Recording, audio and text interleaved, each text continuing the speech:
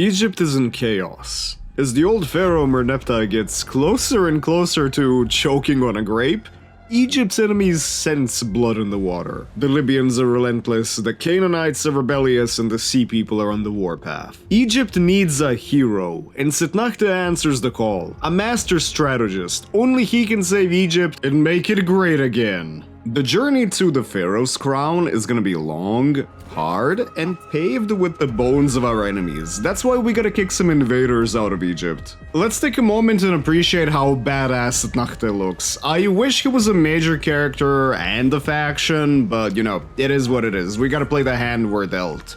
At least he's a major faction in our hearts. But what about the historical SETNAKHTE?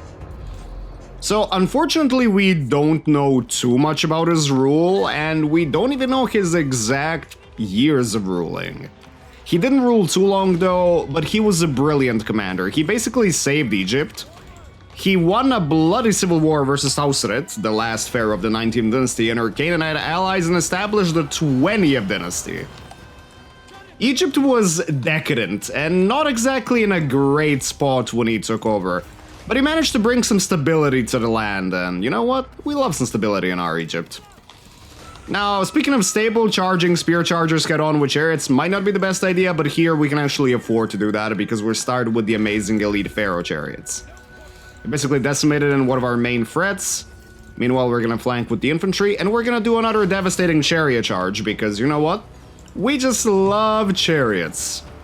Until they bug out on us and make us lose the game. So let's just issue another charge order here. The best way to use chariots, honestly, you should just charge through. Sometimes it's just so much better than dragging it out. Meanwhile, our slingers are decimating the Libu hunters. There should be no problem. The Libyans are not strangers to Egypt, trust me on this one, since time immemorial. But it's time for SETNAKHTE to actually join the close combat fighting. After all, if you're gonna be the pharaoh, you kinda have to show your bravery.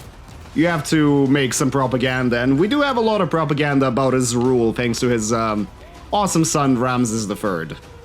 The Kharis Papyrus actually goes into detail about how amazing, quote-unquote, SETNAKHTE was for Egypt. Not as amazing as this is gonna be for the Libu, however. It's safe to say this battle definitely saved us from invaders. Now let's move on.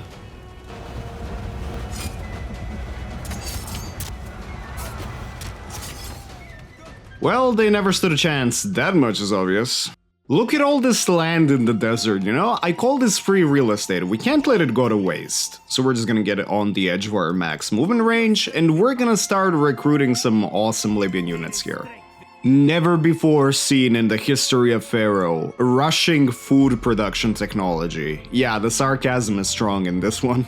We start as the first commander in the Egyptian court, which is actually pretty cool for us because we can get some insanely strong units, but we're not gonna waste upkeep on them yet. We're gonna try to brown nose Amen-Mes a little bit because we want that sweet gold. It's time to praise the sun, okay? It's at 10 o'clock, and I'm not gonna cheese here. We're gonna do something a little bit roleplay friendly. We're gonna do Set, and we're gonna do Thoth instead of combining with the other gods. We can make some truly disgusting combinations, but this will allow us to just crush the AI when it comes to military. And there we go, a 10. At rank 3, this basically turns our units unstoppable when it comes to raw lethality stacking and reload speed. And we can buff this further if we get good RNG. I'm not worried in the slightest. Yep, it's not fake. Ramses is our son, but he's in a different faction, so any hope of having him here without a confederation is pretty much non-existent. But at least we have Amun-Kher-Khefshet,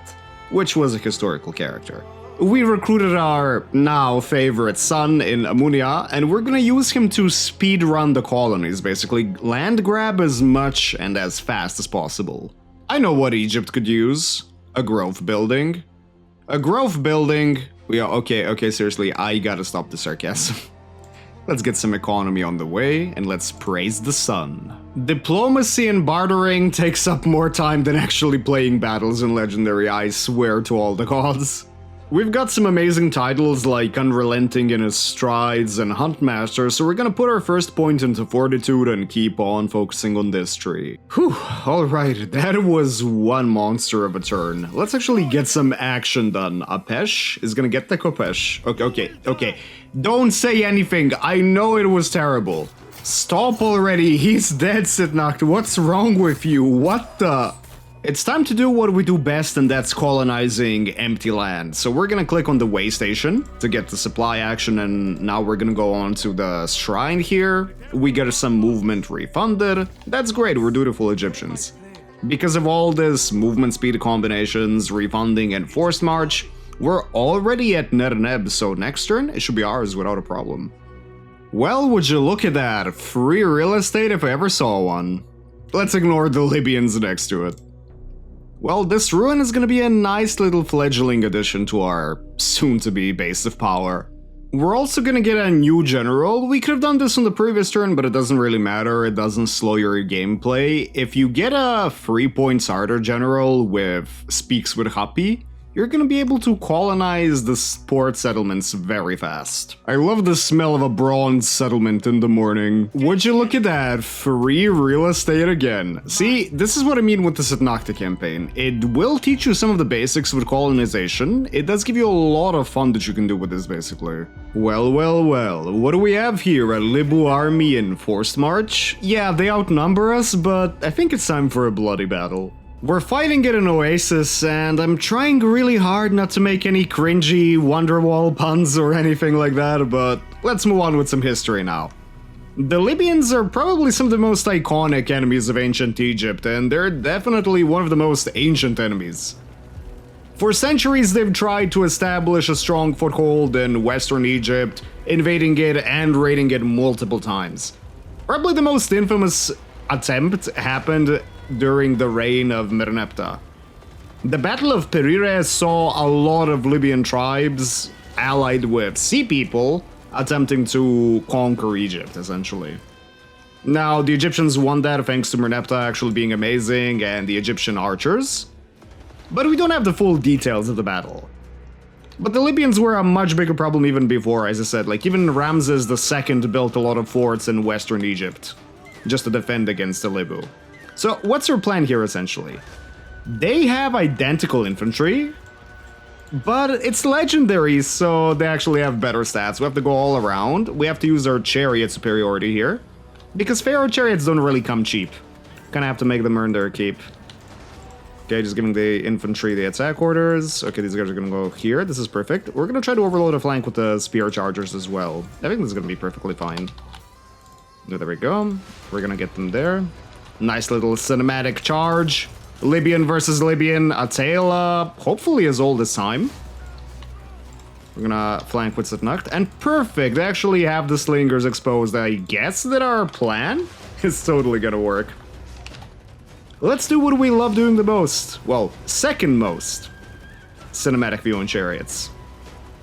Hopefully you guys are not gonna bug out.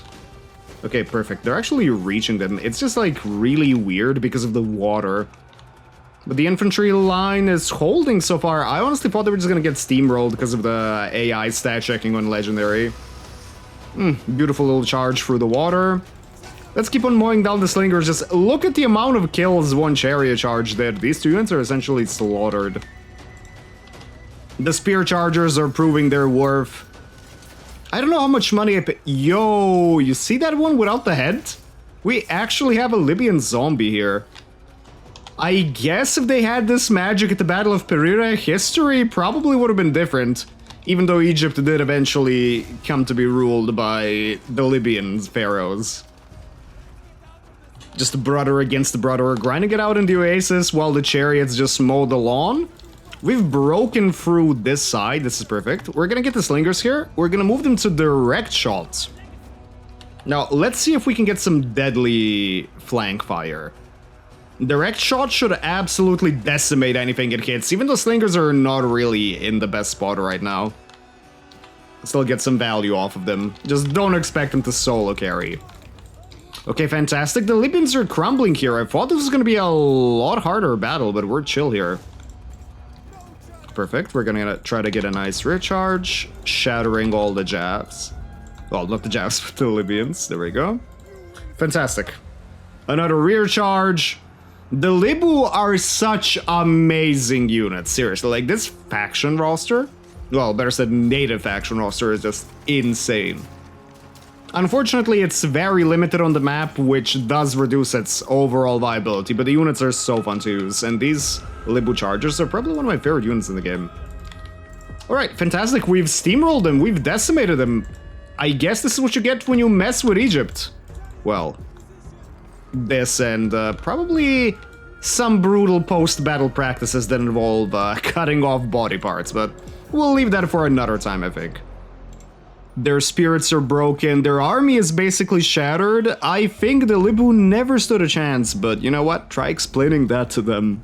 And speaking of Libyan land, here's some more free real estate. This essentially almost completes our conquest of this side of the Western Desert. Dude, we're both like 60. Why are you trying to adopt me? This is just creepy, man. We're not only colonizing the area of Tehenu, we're also colonizing this part of the Western Desert at the same time. Momentum is momentum. We spent a lot of food raising multiple armies, and I even recruited PHARAOH archers, which means we're financially never recovering, so we gotta try to barter with our son apparently, because we can't just enforce our rules. Why are kids rebellious? This is the final battle for the Western Desert. The Libyans don't want to give their home up without a fight, but you know what? A fight is exactly what we are looking for. The different Libyan tribes and Egyptians didn't always have the best relations, but it wasn't always just bad blood. There were plenty of Libyan settlers in Egypt, both civilians and even military colonists, and obviously mercenaries. Also, there was a lot of ideas exchanged between the two, especially in the form of religion, as we know quite a few Libyans ended up worshipping the Egyptian pantheon. So, now, what is our gameplay here?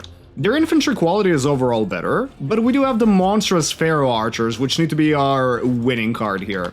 We're not gonna engage our shock infantry, we're gonna use it to back up. The spearmen can honestly beat us really hard, they're good, and I know it's legendary, which is gonna make it like even worse for us. Gonna try to flank around here, let's see if we can avoid the skirmishers, perfect.